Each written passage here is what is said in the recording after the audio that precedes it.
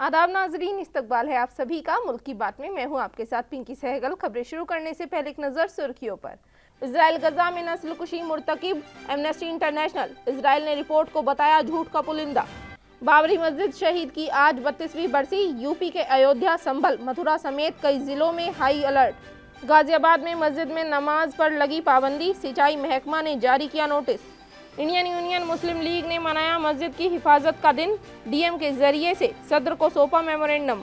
योगी आदित्यनाथ के डीएनए वाले बयान पर भड़के ओवैसी, बोले योगी बाबरी मस्जिद को लेकर झूठ बोल रहे हैं। 10,000 किसान दिल्ली के लिए हुए रवाना, इंतजामिया का सख्त पहरा, दफा 163 लागू। बाबा साहेब को महापरिनिर्वाण के दिन दी गई खिराज अकीदत, सभी ने बाबा साहेब अम्बेडकर को किया याद। हिमाचल में नौजवान चेहरों को आगे लाएगी बीजेपी, मंडल और जिला सदर बनने के लिए उम्र की गई तय। महाकुंभ नगर में आ रहे वजीर आजम नरेंद्र मोदी, शहर के हर कोने को बनाया जा रहा खास। इंसानी हुकूक की तंजीम एमनेस्टी इंटरनेशनल ने एक ताज़ा रिपोर्ट जारी की है, जिसमें गजा में इजरायली इक़दामात पर तनकीद की गई है। इसमें यह नतीजा निकल कर सामने आया है कि गजा पर इजराइल की जंग नस्लकुशी की हद को पूरा करती है। एमनेस्टी की रिपोर्ट ऐसे वक्त पर सामने आई है जब इजराइल 1 साल से ज़्यादा अरसे से गजा पर बमबारी कर रहा है और इन हमलों में बड़ी तादाद में लोग अपनी जान गंवा चुके हैं। इनमें ख्वातीन, बूढ़े और बच्चे शामिल हैं। इन हमलों के सबब इजराइल को हर तरफ से तनकीद का सामना करना पड़ रहा है। इंसानी हुकूक की तंजीम एमनेस्टी इंटरनेशनल ने एक ताज़ा रिपोर्ट जारी की है, जिसमें गजा में इजरायली इक़दामात पर तनकीद की गई है। इसमें ये नतीजा निकलकर सामने आया है कि गजा पर इजराइल की जंग नस्लकुशी की हद को पूरा करती है। एमनेस्टी की रिपोर्ट ऐसे वक्त पर सामने आई है जब इजराइल 1 साल से ज्यादा अरसे से गजा पर बमबारी कर रहा है और इन हमलों में बड़ी तादाद में लोग अपनी जान गंवा चुके हैं। इनमें ख्वातीन, बूढ़े और बच्चे शामिल हैं। इन हमलों के सबब से इजराइल को हर तरफ से तनकीद का सामना करना पड़ रहा है। एमनेस्टी ने कहा कि इजरायली फौज ने सन 1948 के नस्लकुशी कन्वेंशन के तहत मामनुआ 5 में से 3 कार्रवाइयों का इरतिकाब किया है, जिनमें शहरियों का अनाधुन कत्ल, शदीद जिस्मानी या जहनी नुकसान पहुँचाना और जानबूझकर गजा में फिलिस्तीनियों पर हालात जिंदगी तंग करना शामिल है। एमनेस्टी ने जुमेरात को कहा कि गजा में फिलिस्तीनियों के खिलाफ इजराइल का कत्ले-आम आपको ऐसा महसूस होता है जैसे आप गैर इंसान हैं और उनके उन्वान से रिपोर्ट शाये की ये एमनेस्टी की महीनों की तहकीक का नतीजा है। इसमें गवाहों के वही इंटरव्यू, डिजिटल सबूतों का तज्जिया, सैटेलाइट तस्वीरें और इजरायली हुकूमत और फौजी हुक्काम के बयानात शामिल हैं। एमनेस्टी इंटरनेशनल के सिक्योरिटी जनरल इग्नीस कलमार्ड ने कहा, महीने के बाद इजराइल ने गजा में फिलिस्तीनियों के साथ इंसानी हुकूक और बकार के खिलाफ एक गैर कानूनी गिरोह के तौर पर काम किया। कलमार्ड का कहना था कि हमारी तहकीक से पता चलता है कि इजराइल कई महीनों से नस्लकुशी की कार्रवाई कर रहा है। जब उसे पूरी तरह मालूम हुआ कि वो गजा में फिलिस्तीनियों को नाकाबिले तलाफी नुकसान पहुंचा रहा है, उन्होंने कहा कि संगीन सूरत हाल के बारे में इंतबात और बैनुल अक़वामी अदालत इंसाफ की कानूनी तौर पर पाबंद फैसलों की खिलाफ वर्जी में ऐसा करना जारी रखे हुए है। ये कानूनी तौर पर पाबंद फैसले इजराइल को हुक्म देते हैं कि गजा में शहरियों को इंसानी इमदाद फराहम करने के लिए फौरी इक़दामात करें। एमनेस्टी के कलमार्ड ने कहा कि गजा की शहरी आबादी के खिलाफ इजरायली फौज के जराइम को मद्देनजर रखते हुए हम ये नतीजा निकाल सकते हैं कि इजराइल का मकसद गजा में फिलिस्तीनियों की तबाही है। उन्होंने कहा कि हमारे मजम्मती नताइज आलमी बिरादरी के लिए एक इंतबा होने चाहिए। ये नस्लकुशी है, इसे रोका जाना चाहिए। इजराइल ने एमनेस्टी इंटरनेशनल की रिपोर्ट को गलत बताया है। इजराइल की वजारत खारजा ने एक बयान में कहा है कि ये काबिले मुज़म्मत है और बुनियाद परस्त तंजीम एमनेस्टी इंटरनेशनल ने एक बार फिर मनगढ़ंत रिपोर्ट तैयार की है, जो मुकम्मल तौर पर झूठ पर मबनी है। हर साल की तरह इस साल भी उत्तर प्रदेश के मुरादाबाद जिले में इंडियन यूनियन मुस्लिम लीग ने 6 दिसंबर को मस्जिद की हिफाजत का दिन मनाया और इसके साथ ही डीएम के जरिए से सदर को मेमोरेंडम सौंपा। जानकारी के मुताबिक आपको बताते चले कि मेमोरेंडम के जरिए कहा गया है कि मुल्क भर में कुछ लोगों के जरिए लगातार मस्जिदों के खिलाफ तहरीक चलाई जा रही है और ऐतिहासिक मस्जिदों को मंदिर होने का झूठा प्रोपेगेंडा और दावा पेश किया जा रहा है और इसके साथ ही मस्जिदों के अस्तित्व को अदालतों में चैलेंज किया जा रहा है। इसी तरह के झूठ के सहारे बाबरी मस्जिद के अस्तित्व को खत्म कर दिया गया। अब उसी तर्ज पर देश की दूसरी ऐतिहासिक मस्जिदों को भी निशाना बनाया जा रहा है। इंडियन यूनियन मुस्लिम लीग के नेशनल ज्वाइंट सेक्रेटरी ने आगे क्या कुछ कहा, सुनवाते हैं आपको। हर एक मस्जिद के नीचे मंदिर बताया जा रहा है और उसमें ऐसा नहीं है कि कुछ शरपसंदों की शरारत है, बल्कि उसमें शासन, प्रशासन, पुलिस सब लोग शामिल हैं। तो आज क्या नाम एसडीएम साहब और एसीएम फर्स्ट दो आदमी आए थे और वो हमारा ज्ञापन लेकर गए हैं। ज्ञापन राष्ट्रपति महोदय के नाम है और हमारी ये डिमांड है कि मस्जिदों की सुरक्षा सुनिश्चित की जाए। इस तरह तो सिलसिला लंबा चलता रहेगा। बाबरी मस्जिद का कंस्ट्रक्शन सन 1528 में अवध के शासक मीर बाकी इफ़हानी ने करवाया था। ये शहंशाह बाबर का दौर था। पिछले 32 सालों से 6 दिसंबर को राम जन्मभूमि सपोर्टिव ऑर्गेनाइजेशन शौर्य दिवस और मुस्लिम ऑर्गेनाइजेशन काला दिवस के रूप में मनाते आ रहे हैं। वहीं दूसरी तरफ आपको बता दें कि जम्मू कश्मीर में अफसरान ने मीर वाइज उमर फारूक को बाबरी मस्जिद की बरसी के मौके पर घर में ही नज़रबंद कर दिया, क्योंकि मीर वाइज उमर फारूक को जामा मस्जिद में जुम्मे की नमाज से पहले लोगों को खिताब करने की इजाज़त नहीं दी गई। तो वही गाजियाबाद के एक मस्जिद में नमाज पर पाबंदी लगा दी गई है। इल्ज़ाम है कि मस्जिद गैर कानूनी तामीर कर बनाई गई थी, जिसको लेकर सिंचाई महकमा ने नोटिस जारी कर दिया, जिसके बाद पुलिस ने मस्जिद में नमाज और सभी तरह के मजहबी प्रोग्राम्स को रुकवा दिया। ये मालूमात सोशल मीडिया के जरिए पुलिस को दी गई थी, जिसके बाद सिंचाई महकमा ने मामले को लेकर लोकल पुलिस में रिपोर्ट दर्ज कराई थी। पुलिस ने अपनी जांच पूरी करते हुए मालूमात प्रोवाइड कराई। कार्रवाई करते हुए सिंचाई महकमा ने गैरकानूनी तामीर से चलाई जा रही मस्जिद और डिस्पेंसरी को हटाने के लिए नोटिस जारी किया।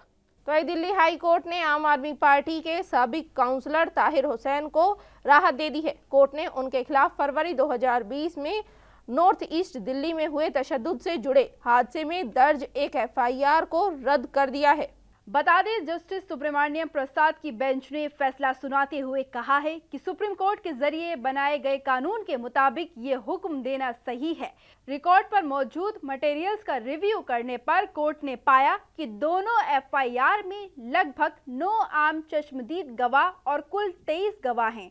इसलिए कोर्ट इस फैसले पर पहुंचा है कि ये पहली एफआईआर में चार्जशीट को सही मानकर गवाहों या विक्टिम्स को कोई नुकसान नहीं पहुंचाया जाएगा और मुकदमे को ऐसे ही आगे बढ़ने की इजाजत दी जाएगी। कोर्ट ने कहा कि ताहिर हुसैन की अर्जी में कहा गया है क्योंकि हादसा एक ही वक्त में एक ही इमारत पर हुआ है। एक हादसा ग्राउंड फ्लोर पर हुआ था और जबकि दूसरा हादसा उसी इमारत की पहली मंजिल पर हुआ था और इसीलिए ये हादसा एक ही लेन देन का हिस्सा है और इसीलिए याचिकाकर्ता के खिलाफ 2 अलग अलग एफआईआर दर्ज नहीं की जा सकती, क्योंकि ये सुप्रीम कोर्ट के जरिए बनाया गया कानून है। वहीं लद्दाख में रहने वाले पॉलिटिकल एक्टिविस्ट सज्जाद हुसैन करगिल ने माइनॉरिटीज अफेयर्स के मिनिस्टर किरेन रिजिजू को एक मेमोरेंडम सौंपा है और गुजारिश की है कि जामिया मिलिया इस्लामिया में इस्लामी स्टडीज़ डिपार्टमेंट के हिस्से के तौर पर शिया थियोलॉजी पढ़ाई जाए। लद्दाख के सबसे बड़े इस्लामिक ऑर्गेनाइजेशन के रिप्रेजेंटेटिव सज्जाद ने ये मेमोरेंडम सौंपा है, जिनका कहना है कि इस्लामिक डिपार्टमेंट में शिया थियोलॉजी भी पढ़ाई जाए। बताते मुसलमान मान्यताओं के मामले में 2 पार्ट्स में बटे हुए हैं। सुन्नी और शिया दोनों एक ही खुदा पर यकीन रखते हैं, लेकिन कुछ मामलों में अलग हैं। इस मांग के बाद अब देखना होगा कि हुकूमत इस मामले में क्या कदम उठाती है। साथ ही आपको ये भी बता दें, अलीगढ़ मुस्लिम यूनिवर्सिटी में शिया थियोलॉजी में बीए ऑनर्स कोर्स कराया जाता है। इसके साथ ही एक्टिविस्ट सज्जाद हुसैन ने मरकजी हुकूमत से लद्दाख में एक रेसिडेंशियल कोचिंग इंस्टीट्यूट खोलने की भी गुजारिश की है ताकि यहां पर रहने वाले स्टूडेंट्स को यूपीएससी, नीट, जेईई और दूसरे एग्जाम्स की तैयारी कराई जा सके।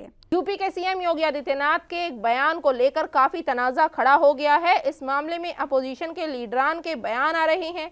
अब एआईएमआईएम चीफ असदुद्दीन ओवैसी ने योगी के इस बयान पर अपनी नाराजगी का इजहार किया है। उन्होंने कहा है कि बांग्लादेश में जो कुछ हो रहा है उसके लिए भारत का शहरी कैसे जिम्मेदार है। उन्होंने दावा किया है कि मस्जिदों को मंदिर के बदलने के मुद्दे बीजेपी के जरिए जानबूझकर उठाए जाते हैं और उन्होंने मीडिया से बात करते हुए क्या कुछ कहा है, सुनिए। भारत का एक नागरिक कैसे जिम्मेदार है वहां पर जो कुछ हो रहा है और क्यों बीजेपी सरकार वो डिपोज्ड लीडर को यहाँ पर भारत में अपने पास रखी है, भिजा दीजिए वापस उसको। दूसरी बात यह कि मुख्यमंत्री रहते हैं वो संबल के जो सब्जुडिस है उसको इन्फ्लुएंस करना चाह रहे हैं, जो बिल्कुल ही गलत है, गैर अखलाकी बात है। तीसरी बात यह कि संबल का इशू जो है वो तो 1779 में खत्म हो 1800 में खत्म हो चुका है। लॉ का एक रेस जुडिकिता है, रेस जुडी का मतलब जो इशू डिसाइड हो चुका है उसको आप दोबारा नहीं कर सकते। और चौथी बात बाबरी मस्जिद के बारे में वो झूठ बोल रहे हैं। सुप्रीम कोर्ट ने कहा कि वहां पर मंदिर को नहीं तोड़ा गया था। अब डीएनए किसका कराएंगे? आप तो फरकास के हैं और अब डीएनए की आप बात कर रहे हैं। बाबा साहेब भीमराव अंबेडकर की आज 69वीं बरसी है। उन्हें खिराज अकीदत पेश करने के लिए पार्लियामेंट में वजीर आजम नरेंद्र मोदी और अपोजिशन के बड़े लीडरान पहुंचे। ऐसा पहली बार हुआ जब इस मौके पर वजीर आजम नरेंद्र मोदी और कांग्रेस सदर मल्लिकार्जुन खड़गे के बीच इतना खुशनुमा माहौल देखने को मिला। पार्लियामेंट हाउस के लॉन में डिप्टी प्रेसिडेंट जगदीप धनखड़, साबिक प्रेसिडेंट रामनाथ कोविंद, लोकसभा के स्पीकर ओम बिरला और मरकजी वजीर सहित कई लीडरों ने बाबा साहिब को तहे दिल से खिराज अकीदत पेश की। इसके साथ ही लोकसभा में अपोजिशन लीडर राहुल गांधी ने भी बाबा साहिब को खिराज अकीदत पेश की। साथ ही आपको ये भी बता दें कि महापरिनिर्वाण दिवस के मौके पर मरकजी वजीर रामदास अठावले ने कहा कि दुनिया में हिंदुस्तानी जमहूरियत सबसे अच्छी है। बाबा साहिब ने हमें जो कॉन्स्टिट्यूशन दिया वे महान है। यहाँ हजारों बरादरियाँ हैं, अलग अलग बोली बोलने वाले लोग हैं, कई तरह के मजहब हैं, लेकिन सभी साथ रहते हैं। इतने मजहबों के बावजूद हम बटे हुए नहीं हैं। हम बाबा साहिब को खिराज अकीदत पेश करते हैं। मुंबई के शिवाजी पार्क में महाराष्ट्र के वजीर आला देवेंद्र फडणवीस ने भी बाबा साहिब को खिराज अकीदत पेश की और इस मौके पर उन्होंने अवाम को खिताब करते हुए बाबा साहिब के बारे में बताया। वजीर आजम नरेंद्र मोदी ने अपने एक्स पर एक पोस्ट में कहा कि महापरिनिर्वाण दिवस पर हम अपने कॉन्स्टिट्यूशन बनाने वाले डॉक्टर बाबा साहिब अम्बेडकर को नमन करते हैं।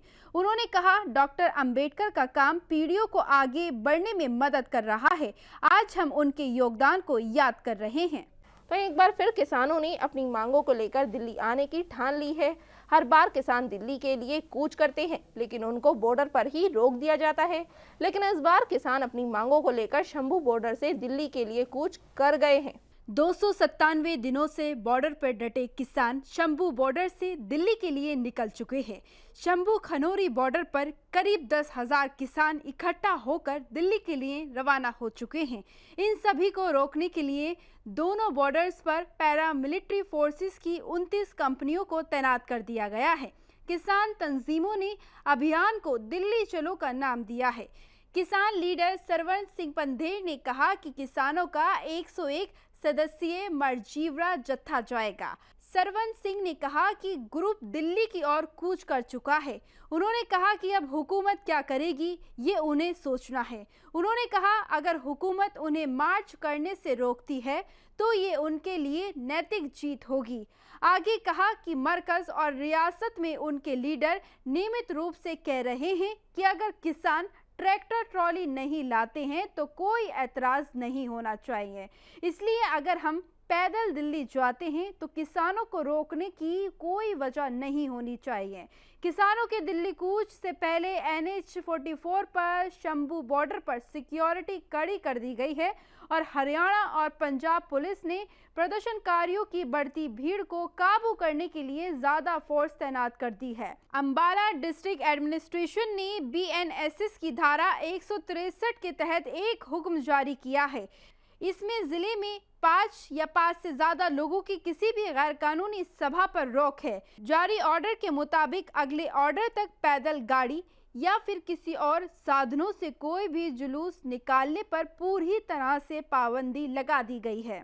भारत के वजीर आजम नरेंद्र मोदी 13 दिसंबर को महाकुंभ 2025 की तैयारियों का जायजा लेने और कई अहम प्रोजेक्ट्स का इफ्तिताह करने महाकुंभ नगर प्रयागराज जाएंगे। पीएम के आगमन से पहले पूरा शहर त्योहार के रंग में रंगा हुआ नजर आएगा। वजीर आला योगी आदित्यनाथ भी 7 दिसंबर को प्रयागराज पहुंचकर इन तैयारियों की समीक्षा करेंगे। ये दौरा न केवल महाकुंभ की तैयारियों को नई दिशा देगा, बल्कि प्रयागराज और महाकुंभ नगर की ऐतिहासिक छवि को भी और चमकदार बनाएगा। पीएम मोदी के इस्तकबाल के लिए यहाँ खूब तैयारियां चल रही हैं। प्रमुख चौराहों, सड़कों और इमारतों को दुल्हन की तरह सजाया जा रहा है। हर कोने को खूबसूरत बनाने के लिए विशेष निर्देश दिए गए हैं। शहर को चमकदार बनाने के लिए इमारतों और सड़कों पर थीमेटिक लाइटिंग की जा रही है। वजीर आजम नरेंद्र मोदी अपने दौरे के दौरान कई अहम परियोजनाओं का लोकार्पण करेंगे। इन परियोजनाओं को वक्त से पहले पूरा करने के निर्देश दिए गए हैं। वहीं हिमाचल प्रदेश में बीजेपी में नया बदलाव देखने को मिलेगा। बीजेपी ने ऊना में मंडल प्रेसिडेंट पोस्ट की जिम्मेदारी नौजवान लीडर्स को देने का फैसला किया है। ये वो लीडर होंगे जिनकी उम्र 30 से 40 के बीच होगी, जबकि 60 साल से ऊपर के लीडर्स को बीजेपी जिला सदर नहीं बनाएगी। ये मालूमात बीजेपी के साबिक रियासती के सदर और ऊना के एमपी सतपाल सिंह ने दी है।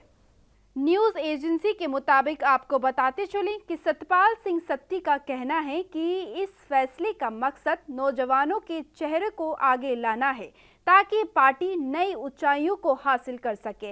ये ओहदा मेहनती लीडरों को देने का फैसला किया गया है।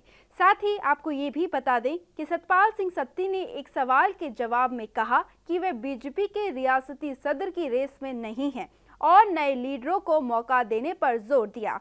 उन्होंने कहा कि बीजेपी हाईकमान इस संबंध में फैसला लेगा, हम सभी उसे कबूल करेंगे। बीजेपी के ऊना रियासती सदर बाबीर चौधरी ने सतपाल सिंह सत्ती के बयान पर जोर देकर कहा कि पार्टी हाईकमान ने ये फैसला लिया है और इस संबंध में चिट्ठी भेजी गई है।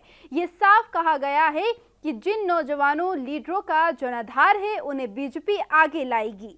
नाजरीन, मुल्क की बात में आज के लिए बस इतना ही। मुझे दीजिए इजाजत। आदाब।